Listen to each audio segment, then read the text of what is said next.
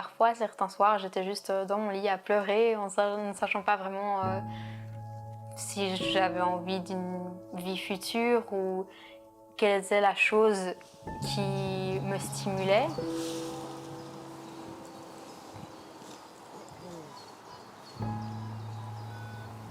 Quand il est question des troubles du comportement alimentaire, j'ai l'impression qu'une fois qu'on tombe dedans, je suis pas sûre qu'il y ait vraiment une porte de sortie où juste on est complètement libre de tout ça.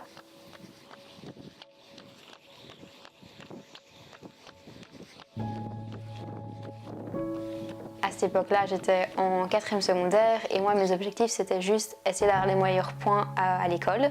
Sauf qu'il n'y avait plus d'école puisque c'était le Covid et donc j'essayais de trouver un nouvel objectif à accomplir. N'ayant jamais vraiment été super satisfaite de mon corps, je me suis dit tiens, c'est peut-être l'occasion de tester un régime et perdre quelques kilos. Non pas que j'étais en surpoids ni quoi que ce soit. Et puis j'ai commencé à perdre 2-3 kilos, puis je me dis tiens, c'est sympa, c'est facile, on va continuer à perdre parce que c'est très satisfaisant de voir ce chiffre sur la balance diminuer et diminuer.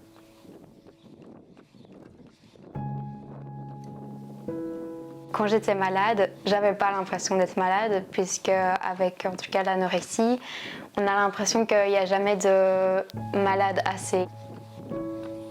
À ce moment-là, je pensais clairement ne pas être malade et j'ai eu énormément de mal et j'ai pris énormément de temps à accepter qu'il y avait quelque chose qui n'allait pas avec la nourriture.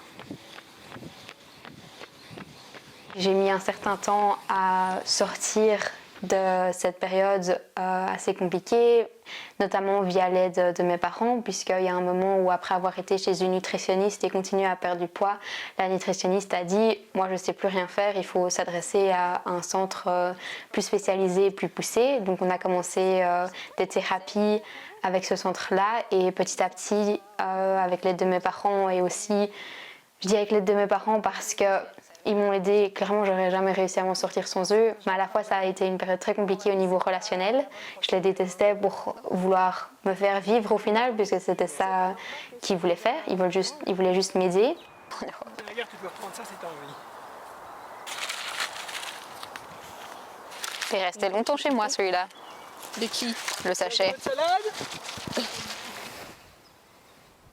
Il n'y a plus rien qui compte à part juste le nombre de calories, le fait que tu continues à perdre du poids, voir chacun de tes os sur ton corps. La seule manière d'aller mieux, c'est en mangeant, même si c'est l'inverse de ce que tu as envie de faire à ce moment-là. Mais jusqu'à ce qu'on atteigne un poids normal ou de forme, notre cerveau ne fonctionne juste pas normalement, c'est littéralement être malade. Clairement, je vais beaucoup mieux que ce que j'étais quand on n'allait pas du tout, heureusement. Mais malheureusement, j'ai toujours cette vision très négative de mon corps et j'ai beau avoir le monde entier qui me dit « Adèle, t'es très bien, t'as rien à changer ». Moi, mon corps, je le vois d'une certaine manière et je déteste ce que je vois. Il n'a pas rangé. La table, hop. J'ai commencé à reprendre du poids. Alors évidemment, c'était très compliqué puisque tu vois ton corps qui change, tu vois le poids sur la balance qui change. Donc c'était une période vraiment horrible. Je ne serais pas là où j'en suis aujourd'hui sans toute l'aide que j'ai eue et sans être passée par tous ces stades où mes parents ont dû me forcer à manger, où j'ai passé énormément de temps à table, à pleurer devant mon assiette. Et donc petit à petit, en reprenant du poids, ton esprit commence à revoir les choses de manière normale. Et puis j'en suis arrivée là où j'en suis aujourd'hui, toujours en ayant très compliqué avec mon corps, mais au moins je ne vois plus vraiment la nourriture comme quelque chose qui me fait me détester, mais plutôt comme quelque chose qui me permet de par exemple aller courir, par exemple faire du parapente, juste rire et expérimenter la vie.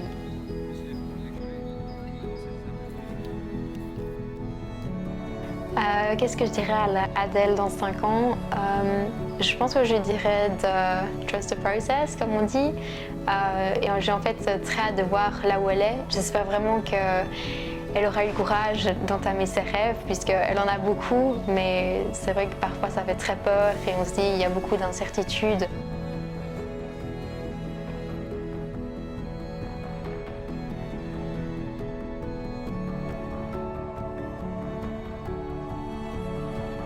Il y a tellement de choses dans le monde qui sont incroyables à expérimenter, tellement de cultures à aller explorer, tellement plus d'aventures, de personnes à rencontrer et qu'il ne faut pas s'arrêter à ça et qu'on n'a qu'une vie et que c'est vraiment important d'expérimenter le plus de choses possibles et de combattre ses propres pensées, combattre ses propres démons.